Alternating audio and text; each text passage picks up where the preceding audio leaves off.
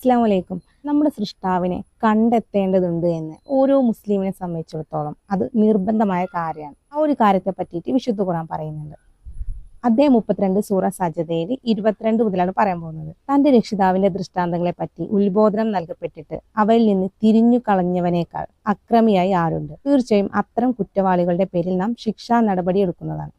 രക്ഷിതാവിന്റെ ദൃഷ്ടാന്തങ്ങളെ പറ്റിയിട്ട് അറിയിച്ചു തന്നിട്ടും അവയിൽ നിന്ന് തിരിഞ്ഞു കളയുന്ന ആളുകളെ പറ്റിയിട്ടാണ് ഇവിടെ പറയുന്നത്. അത്തരം ആളുകൾക്ക് ശിക്ഷ നടപടി എടുക്കുന്നതാണ് അള്ളാഹു പറയുന്നത്. തീർച്ചയായും മൂസയ്ക്ക് നാം വേദഗ്രന്ഥം നൽകിയിട്ടുണ്ട്. അതിനാൽ അത് കണ്ടെത്തുന്നതിനെ പറ്റി നീ സംശയത്തിലാകരുത്. ഇസ്രായേൽ സന്തതികൾക്ക് നാം അതിനെ മാർഗദർശനമാക്കുകയും ചെയ്തു. യഥാർത്ഥ സൃഷ്ടാവുമായി ബന്ധപ്പെട്ട തെളിവുകൾ അത് കണ്ടെത്തുന്ന കാര്യത്തിൽ നമുക്ക് സംശയത്തിലാവരുത് എന്നാണ് ഇവിടെ പറയുന്നത്.